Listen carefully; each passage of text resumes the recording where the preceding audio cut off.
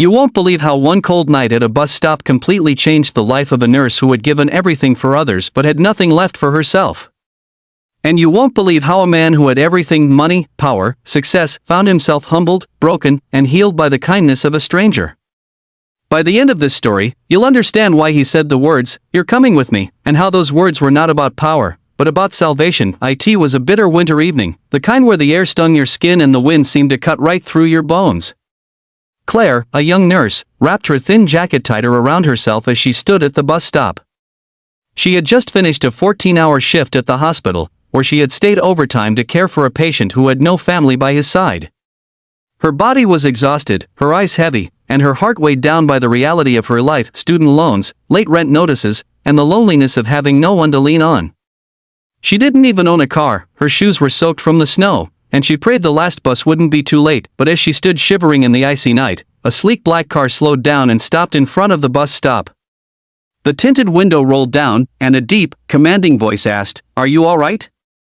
Claire hesitated, clutching her bag closer. From the car's luxurious shine, she could tell whoever was inside belonged to a world completely different from hers. "I'm fine," she replied softly, even though her lips were trembling from the cold, but the man inside wasn't convinced.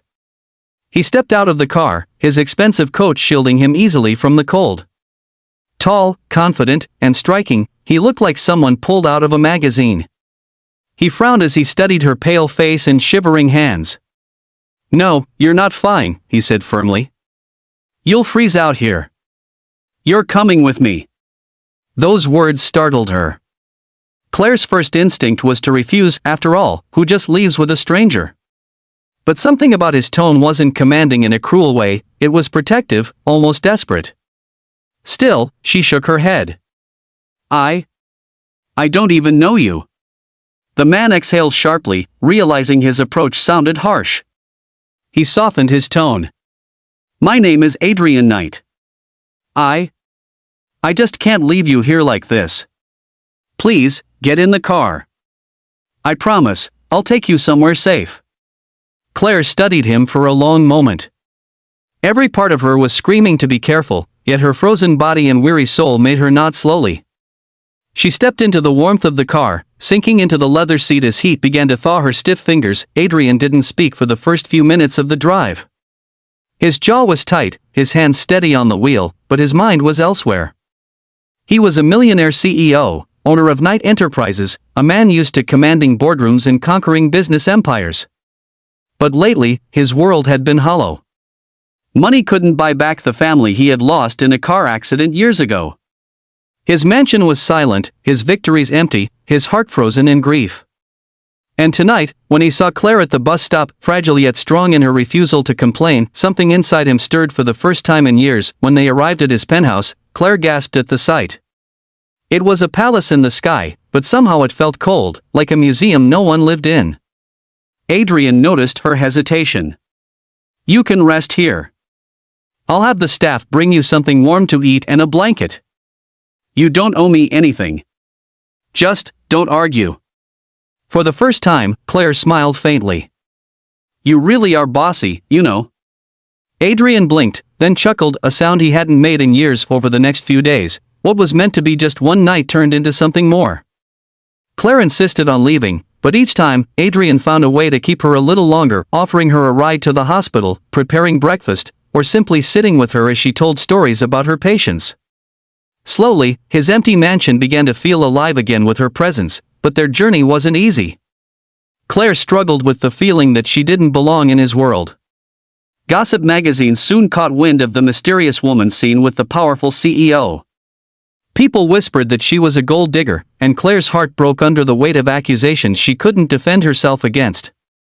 She had never wanted his money, only his kindness. One evening, after another long shift at the hospital, she confronted Adrian.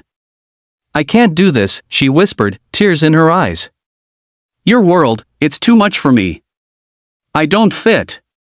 And I can't let people think I'm with you because of what you have." Adrian's chest tightened at her words. He had been afraid of this moment, afraid she would slip away just as everything precious in his life always did. But then he took her hands in his and spoke with a trembling voice. "Claire, I don't care what the world thinks. For years, I had everything, but I felt nothing. Then I found you, at a freezing bus stop. You brought warmth back into my life. You taught me to laugh again. Don't you see? You're not in my world. You are my world. Tears streamed down Claire's face as Adrian pulled her into his arms. For the first time, she let herself believe in the possibility of love that wasn't about wealth or status, but about healing, sacrifice, and the courage to trust. Months later, the same bus stop where they first met became the place where Adrian dropped to one knee, holding a small velvet box. Snowflakes fell softly around them as he looked up at her with hope in his eyes. The night I saw you here, I thought I was saving you. But the truth is, you saved me. Claire, will you marry me? Her answer came not in words, but in the way she fell into his embrace, nodding through her tears as passers-by clapped in joy. And that's how a freezing night, a broken nurse, and a lonely millionaire found their way to each other.